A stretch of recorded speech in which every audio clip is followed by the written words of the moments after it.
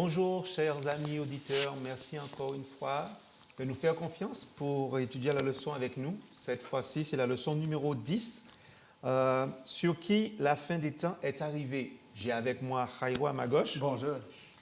Et Jean-Guy à ma Bonjour droite. James. Bonjour. Bonjour Et Jairo. nous allons commencer avec une prière de Jairo. D'accord, prions. Notre Père, notre Dieu, nous te remercions encore une fois pour la belle opportunité que tu nous permets de passer ici ensemble, de partager ta parole, d'approfondir dans ta parole. Puisses-tu nous aider, puisses-tu nous éclairer et que les messages puissent arriver à tout le monde. Nous te remercions et nous te prions au nom de ton Fils Jésus. Amen. Amen. Donc cette leçon, toujours important, on nous donne un verset central, un verset à mémoriser qui dit « Or tout cela est arrivé à titre d'exemple et a été écrit pour nous avertir, nous sur qui la fin des temps est arrivée. Ainsi donc que celui qui pense être debout prenne garde de tomber. » C'est 1 Corinthiens 10, versets 11 à 12. La Bible regorge de récits qui renvoient à des événements futurs et détiennent la clé de notre compréhension de la vérité présente. On entend souvent parler de ça, present truth. Beaucoup de pasteurs parlent de ce mot-là, la vérité présente. En réalité, certains de ces récits préfigurent des événements des derniers jours et de manière étonnamment détaillée. Et ils nous donnent ainsi une fondation plus importante pour comprendre clairement les prophéties de Daniel et de l'Apocalypse. Si vous vous rappelez bien, Daniel, prophétie, il voit le même type d'animaux qu'on voit sur la couverture, mais on voit qu'il y a des animaux semblables et que c'est les mêmes empires qui sont décrits dans les visions de Jean, dans l'Apocalypse. Nous savons aussi qu'il y a ce miroir entre Daniel et l'Apocalypse, là où Dieu dit à Daniel, l'ange dit à Daniel, ferme et scelle le livre, il est dit à Jean, ouvre le petit livre. Il sera amer, mais après doux. Il sera au début doux, mais après il sera amer et il ira dans tes entrailles. Donc on voit l'un ferme parce que tu ne vas pas trop comprendre, c'est trop loin dans le futur, et puis c'est pas maintenant qu'on. Même à Jean maintenant, je suis prêt à te montrer, à t'expliquer un petit peu plus ce qui va se passer à la fin des temps. Donc on voit que c'est important pour nous de comprendre cela. C'est pas parce que Dieu connaît la fin, même depuis la fondation du monde, on avait vu dans la leçon 6, il avait déjà mis en place le plan du salut alors que l'homme n'avait pas encore péché. Ouais. Il le savait déjà. Parce que Satan avait déjà commencé sa rébellion avant que l'homme soit créé. N'oublions pas que nous ne sommes pas la première planète habitée. Il avait tenté d'autres planètes habitées. Donc, ce n'est pas parce que Dieu il est omniscient, qu'il connaît le futur, mais ça ne veut pas dire qu'il viole la liberté de conscience de l'individu. Ouais. J'aime ce fait qu'on puisse comprendre cela. Que quelqu'un dit, si c'est ça, moi j'avais dit que je suis condamné d'avance. Et il y a des religions et il y a des théories comme ça. On est prédisposé, celui-là est prédisposé à être sauvé et celui-là à être perdu, quoi qu'il fasse. Ah ben non, sans violer la liberté de conscience de l'individu, Dieu peut parfaitement piloter les événements qui se produisent dans les derniers jours. Événements qu'il a révélés aux prophètes. D'accord ? Donc on va voir des différentes histoires sur les 2 prochaines leçons, dont, par exemple, Sodome et Gomorrhe, le déluge et d'autres, qui nous demandent de plus amples investigations, si l'on veut, en extraire les vérités qui nous ont été données dans la parole de Dieu. On va tout de suite passer à la leçon de dimanche qui s'intitule « La colère de l'agneau ». Donc, l'agneau, c'est un animal tellement gentil, tellement innocent, et on nous parle de sa colère. Il n'y a pas de crocs, il n'y a pas de dents, il n'y a pas de griffes, il n'y a pas de cornes. Non. Et on nous parle de sa colère. Donc, on va essayer de voir pourquoi dans Apocalypse 6, versets 12 à 17. Apocalypse 6, versets 12 à 17. Alors, je regardais quand il ouvrit le 6e sceau et il y eut un grand tremblement. C'est bien ça? Oui. Il y eut un grand tremblement de terre, le soleil devint noir comme un sac de crin. La lune entière devint comme du sang. Et les étoiles du ciel tombèrent sur la terre, comme lorsqu'un figuier secoué par un vent violent jette ses figues vertes. Le ciel se retira comme un livre qu'on roule, et toutes les montagnes et les îles furent remuées de leur place. Les rois de la terre, les grands, les chefs militaires, les riches, les puissants, tous les chefs d'entreprise actuels, les barons de commerce, tout ce monde-là, les esclaves et les hommes libres se cachèrent dans les cavernes et dans les rochers des montagnes, Et il disait aux montagnes et aux rochers, tombez sur nous et cachez-nous devant la face de celui qui est assis sur le trône et devant la colère de l'agneau, car le grand jour de sa colère est venu. Et qui peut subsister? On comprend là que ce n'est pas n'importe quel agneau. Cet agneau, c'est Jésus, mais Jésus qui vient pour exacter son jugement. Donc, c'est pour ça qu'on nous parle de colère de l'agneau. Il est intéressant de remarquer que les perdus, ils ne crient pas, mais qu'est-ce qui se passe? Qui est derrière cela? Pourquoi il y a tout ça? Ils savent ce qui se passe. Ils savent que l'agneau, ils savent qu'il y a quelque chose qui a entré avec l'histoire du Christ. Ils comprennent aussi que le grand jour de sa colère est venu. Ils n'ont pas voulu entendre, mais ils savent que maintenant, c'est ce jour-là qui est arrivé. Il y avait une connaissance déjà, mais, voilà. Mais ils ne pensaient pas que ça allait arriver. Ça. Oui, et puis ils ne voulaient rien savoir. Ouais. Donc on nous dit, avant la fin, l'évangile parvient à toute nation sur la terre. Matthieu 24, verset 14. Ouais. Il faut que l'évangile soit prêché à toute tribu, à toute nation, à toute langue. Et le message des 3 anges est proclamé à la planète entière. Ouais. Est-ce qu'on voit de nos jours, nous avons une position privilégiée, on voit de nos jours cela. Parce que depuis que ça a été dit, il y avait les pigeons voyageurs, mais il fallait voyager en chameau. Eh bien, nous, on a vu qu'il y a eu l'imprimerie de Gutenberg qui a fait que les Bibles ont commencé à être traduites dans des langues plus populaires que le latin ou le grec, mais aussi qu'elles ont été répandues. On a vu que il y a eu les bateaux à vapeur, même plus à voile, mais à vapeur avec la révolution industrielle.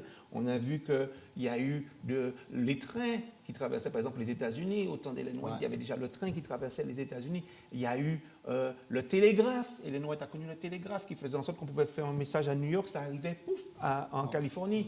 Il y a eu après l'aviation. Il y a eu les ondes courtes.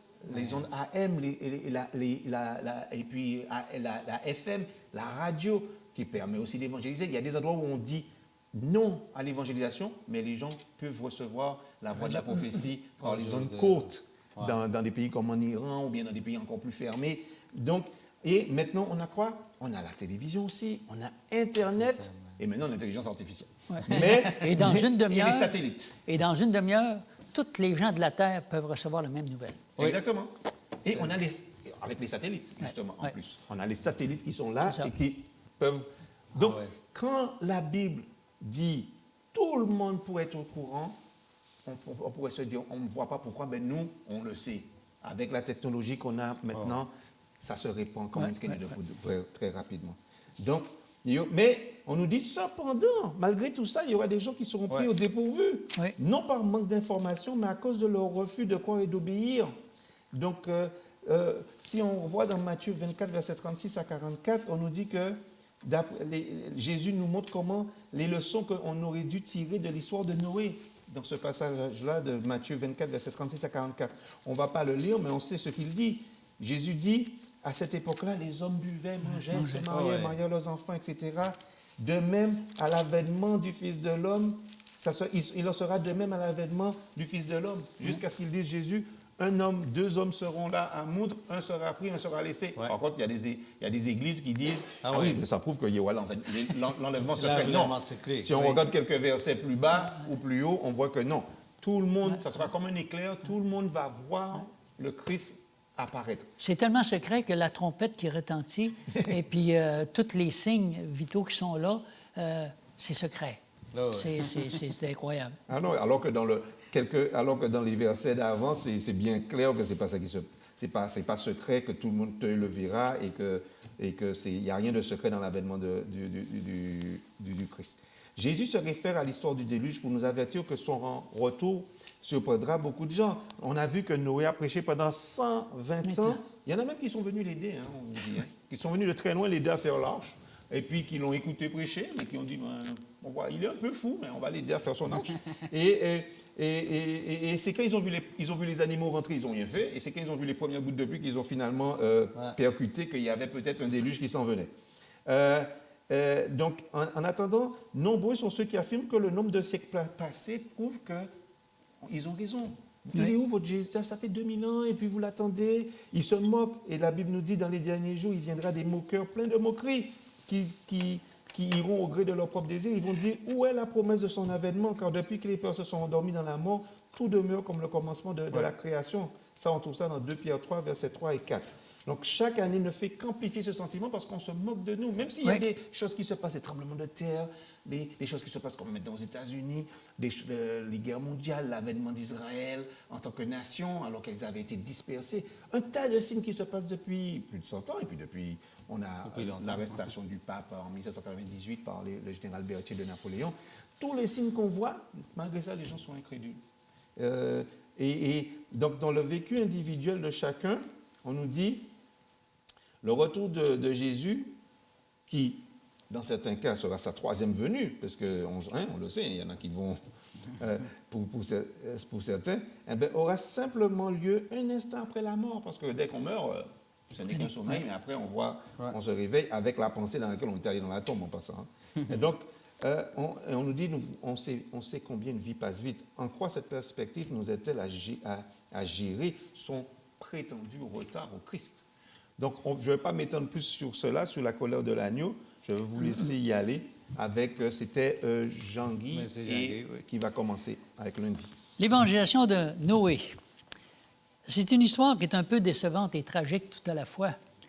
Parce que quand tu prêches pendant 120 ans de temps, puis les résultats que ça donne, c'est 8 personnes, tu dis, Seigneur, est-ce qu'on va vivre ça, nous autres aussi? Pour l'instant, on ne peut pas dire non, parce qu'il y a plein de monde qui se font baptiser, qui acceptent le Seigneur, etc. Mais ça se peut qu'il arrive un temps où ça dit, les gens vont voir la démangeaison d'entendre n'importe quoi, et puis ils ne voudront plus du vrai Évangile. Alors, ils vont s'en... Et quand j'écoutais des commentaires que la papauté disait, le déluge, puis toutes ces histoires de l'Ancien Testament, c'est tellement désuet.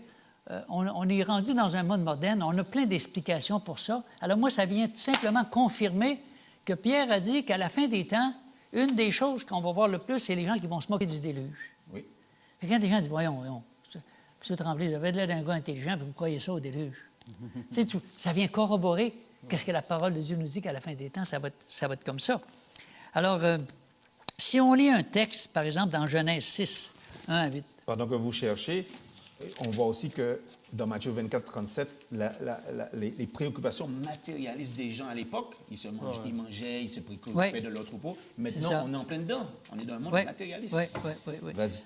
Alors, c'est en plein ce qui est arrivé. Ça dit que à partir de Genèse, chapitre 6, et lorsque les hommes eurent commencé à se multiplier sur la face de la terre, et que des filles leur furent nées, les filles des dieux virent que les filles des hommes étaient belles. Ils en prirent pour femmes, parmi toutes celles qu'ils choisirent. Alors, ce n'est pas celles que Dieu a dit que vous auriez dû choisir, c'est celles qui veulent choisir. Probablement que les filles adventistes sont trop pâles ou ne sont pas de leur goût pantoute, ça ne maquille pas. Alors, l'Éternel dit, mon esprit ne restera pas toujours dans l'homme. Et là, il dit, après ça, on nous dit que la méchanceté, à partir du verset 5, l'Éternel vit que la méchanceté des hommes était grande sur la terre et que toutes les pensées de leur cœur se portaient chaque jour uniquement vers le mal. Alors, c'est quelle société c'était dans le temps du déluge? Une société axée sur la violence. Une société où les gens s'amusaient, recherchaient le plaisir, comme beaucoup de monde, puis tout ça. Et ça dit que la culture de la violence, est-ce que c'est une réalité dans celle que nous vivons présentement? Oui. Le matérialisme aussi, la recherche de carrière. Il disait que 95 des jeux que les enfants écoutent, c'est de la violence avec des effets sonores et visuels qui sont extrêmement impressionnants, qui touchent le visuel, tu sais, ils voient sauter ça, puis tout ça. Alors, on est dans une société, on est tellement habitués que si quelqu'un, on a entendu dire qu'il y a 250 morts, juste ça, 250 morts, c'est rien, ça. Tu sais, on a banalisé le mal. On est tellement habitué au mal qu'on regarde ça, après ça, on tourne, on passe à une autre chaîne, un autre. Là, on rigole un peu, on vient un peu avec un massacre, ou les femmes qui se font battre. Tu sais, c'est comme si on ne s'aperçoit même pas qu'on est dans une société. Mais regarde les jeunes qui vont faire des massacres dans les écoles. Oui. après avoir joué, Oui. joué des fois des jeux vidéo, Exactement. ils vont aller tuer des enfants. Puis la drogue qui se répand partout, où Oui. les jeunes essaient de trouver un peu de bonheur au travers de la drogue, tu te dis, mais ça n'a pas de bon sens. C'est une société qui est en train de s'auto-détruire à part de tous les réchauffements climatiques, à part de toutes ces choses-là, où Jésus dit, il vient détruire les petits et les grands, ceux qui détruisent la terre. Alors, il n'y a personne qui échappe. Alors, pour moi, c'est vraiment décevant de voir que les animaux ont obéi, mais les êtres humains avaient un lieu de refuge où Dieu ne voulait pas qu'aucun périsse. Puis, mais les animaux rentrent, mais pas les humains. Et il y avait de la place dans l'arche. Ouais. Mais on va accuser Dieu, que Dieu est méchant. Ouais, Dieu c'est dit, ça. j'ai fait un refuge pour vous, l'arche est là. Mais l'arche, ils n'en voulaient pas. Ils se sont moqués de Noé, Oui. comme on va se moquer de nous à la fin des temps à cause de ça. Alors, pour moi, c'est une indication évidente que dans la prédication des trois anges, le message doit se répandre partout, partout, et qu'un jour, on va peut-être avoir l'impression que tous nos efforts ne donnent pas grand-chose et qu'on peut tomber un peu dans le découragement. Oui. Ouais. Mais Dieu nous dit, non, on doit persévérer jusqu'à la fin, parce que dans le fond, c'est Dieu qui va prendre la décision, puis lui, il ne fera pas d'erreur. Ouais. Alors, qui va être au ciel, qui ne le sera pas, ça ne nous regarde pas, mais on a un travail à faire. L'histoire de Sodome est maintenant. Alors, c'est certain que dans l'histoire de Sodome, ça dit dans 2 Pierre 2, 4, 1. 2 Pierre 2, 4, 1. L'histoire de Sodome et Gomorrhe. Oui, 2 Pierre, combien? 2, 2 4, 1. Car dans si Jean. Dieu n'a pas... Oui, Donc 2 Pierre 2, verset 4. Hein? oui. Car 4 ans. si Dieu n'a pas épargné les anges qui ont péché, mais il les a précipités dans les abîmes des ténèbres et les réserve pour le jugement, c'est ça? Oui, jusqu'à 11.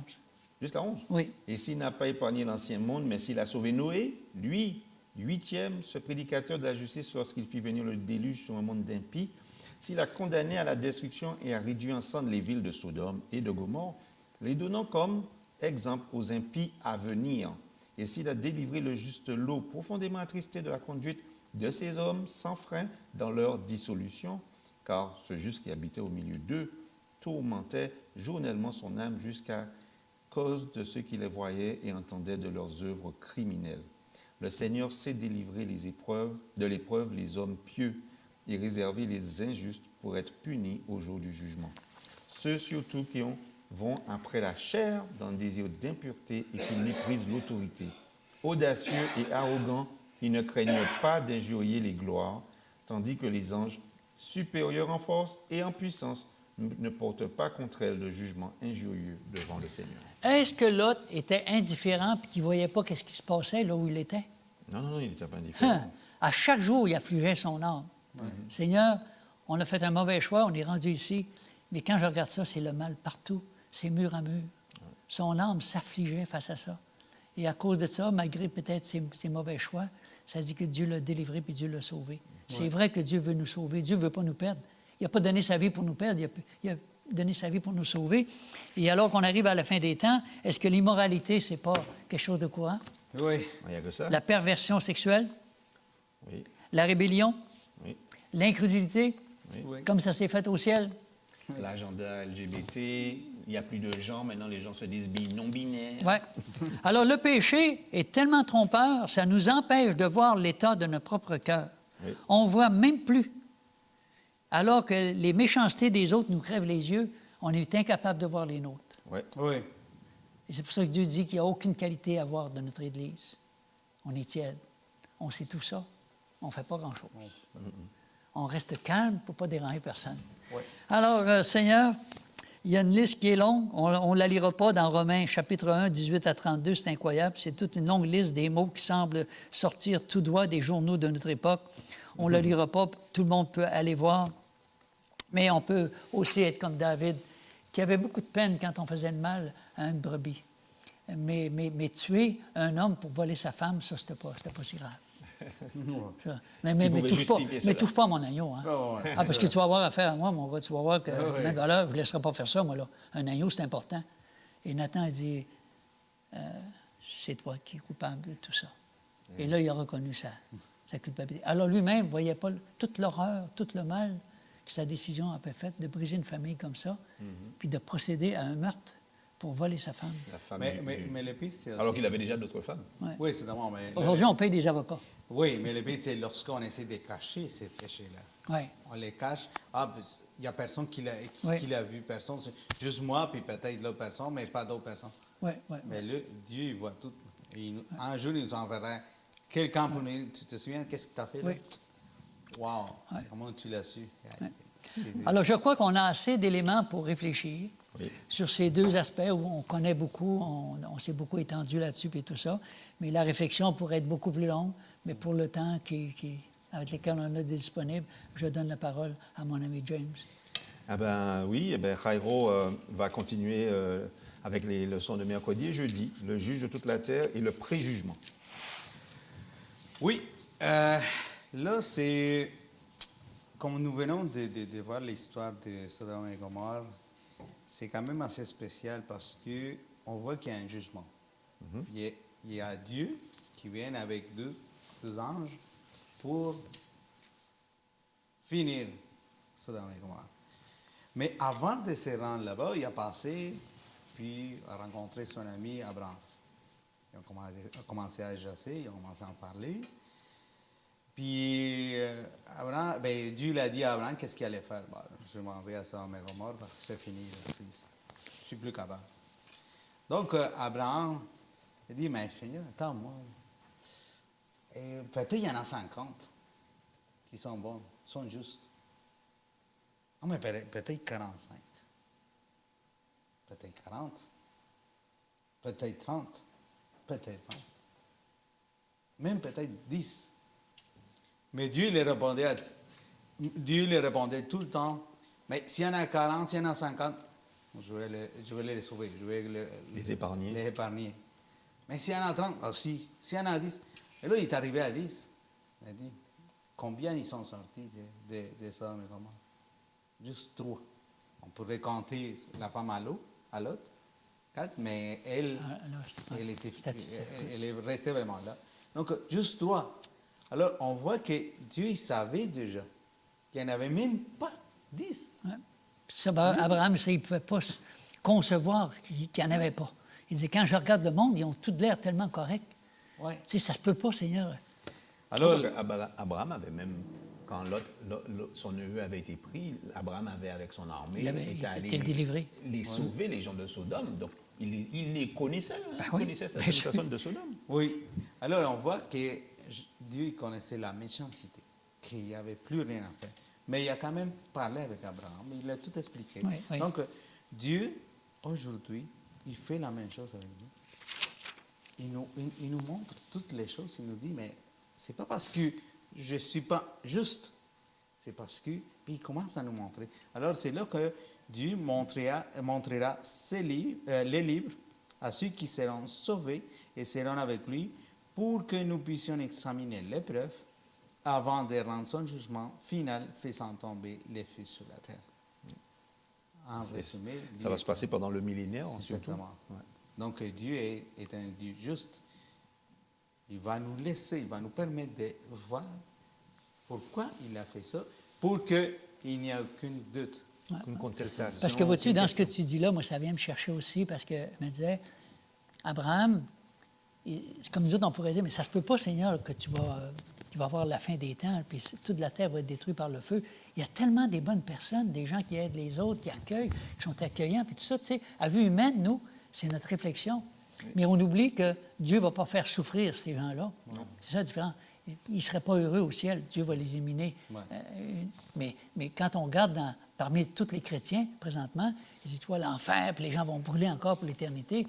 Dieu est quasiment un psychopathe, tu sais. Fait qu'on prend quelque chose, nous, on le voit avec un autre œil, avec le regard de Dieu, mais pas avec le regard d'Abraham, qui se pensait plus juste que Dieu, ou plus d'amour que Dieu. Ça ne se peut pas, là, Seigneur, il me semble. Ouvre-toi les yeux, puis regarde les bonnes personnes. Bien, il n'y en a pas. Il n'y en a pas, mais ça ne se peut pas. Alors, oui, parce qu'Abraham, il lui a même dit, jamais tu ne ferais une chose pareille, mettre à mort le juste avec le méchant. Mais non, tu ne peux pas faire une chose comme ça. Tu sais, mais alors, ça montre encore une fois comme la bonté de Dieu, la patience de Dieu, qu'il comprend qu'on ne comprend pas. Oui, il comprend qu'on est un peu limité.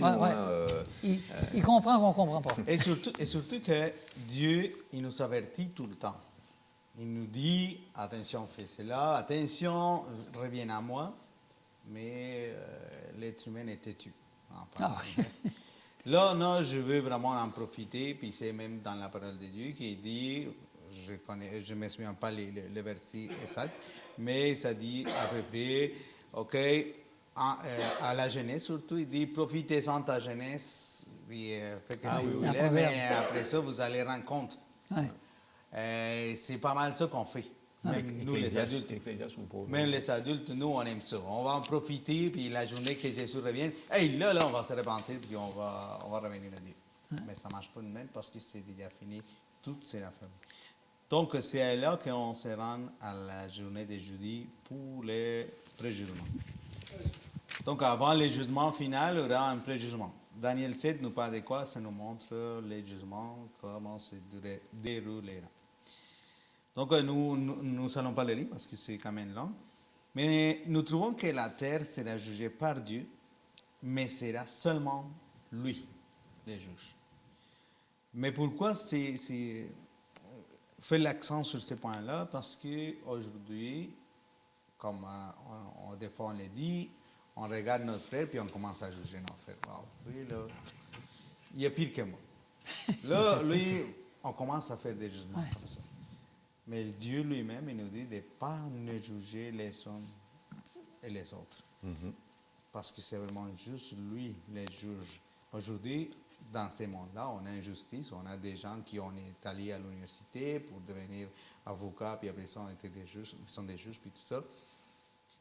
Mais on sait quand même qu'il y a des avocats qui essaient de tromper les juges, puis tout ça. Donc, à la lumière de qu'est-ce que les juges ici sur Terre ont comme des preuves, ils vont prendre une décision, mais ils ne connaissent pas tout, vraiment, parce qu'il y a des choses cachées. Oui, James.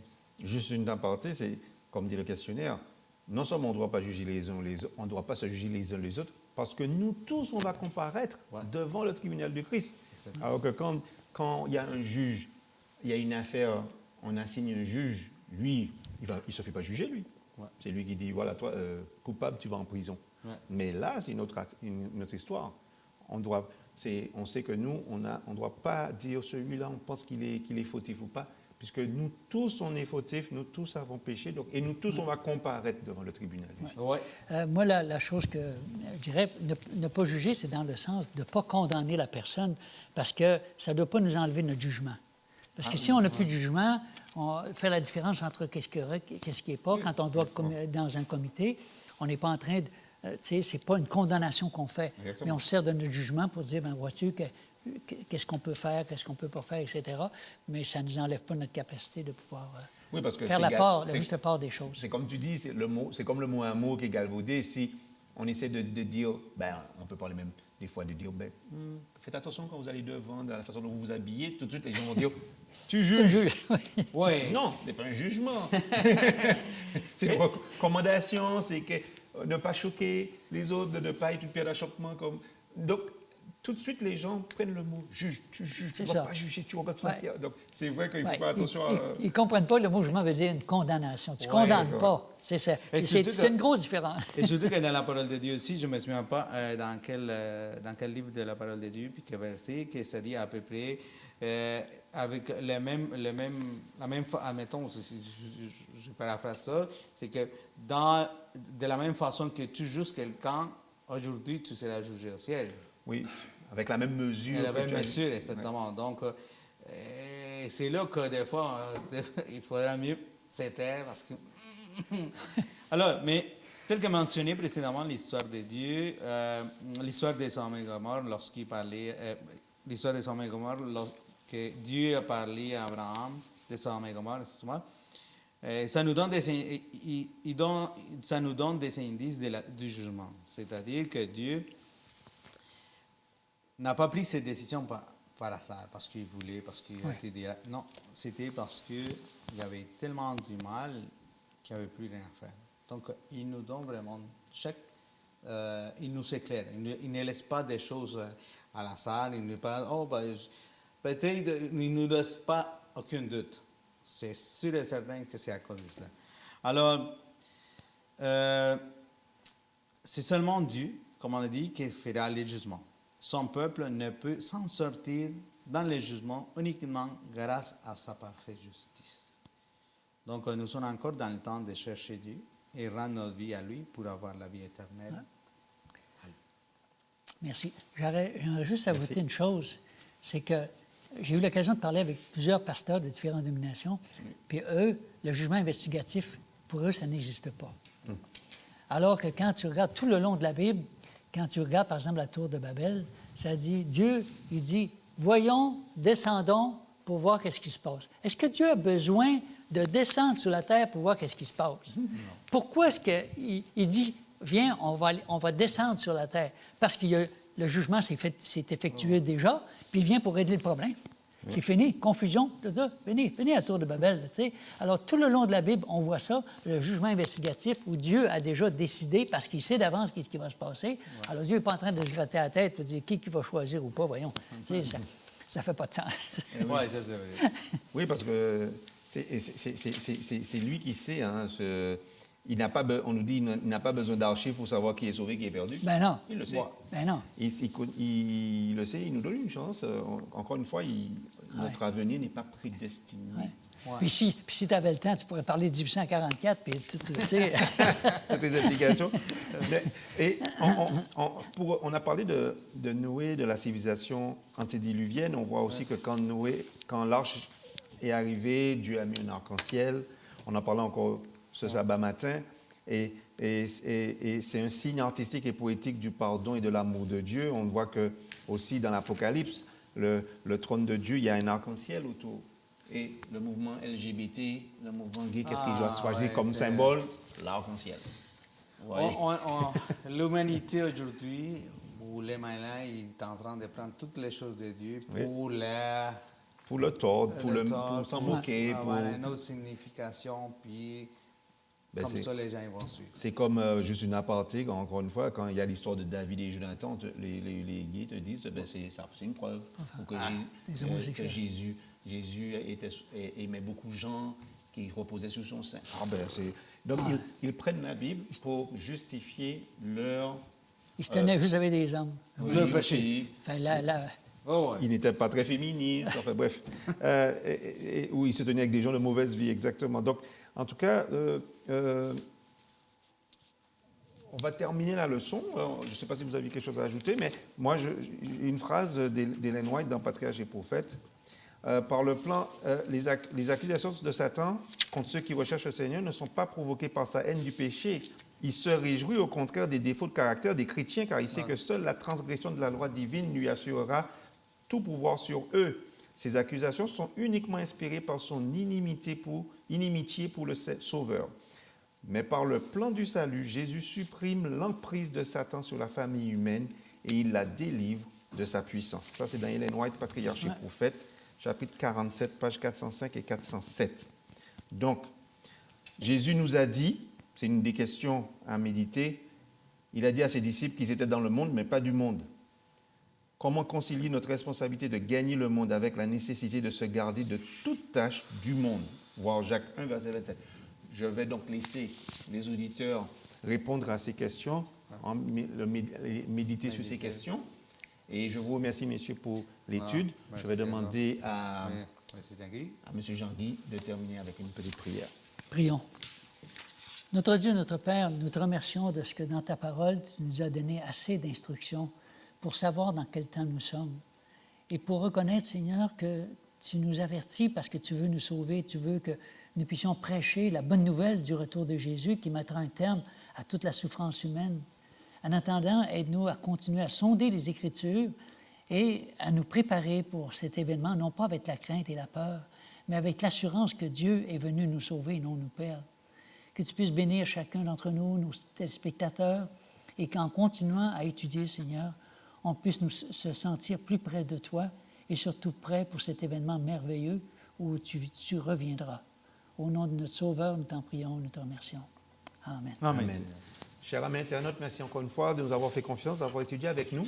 Nous vous disons une prochaine fois, n'hésitez pas à aller sur notre page Facebook de l'Église adventiste de Saint-Georges, sur notre site YouTube aussi, et puis de mettre un petit like ou de vous abonner pour avoir nos dernières parutions.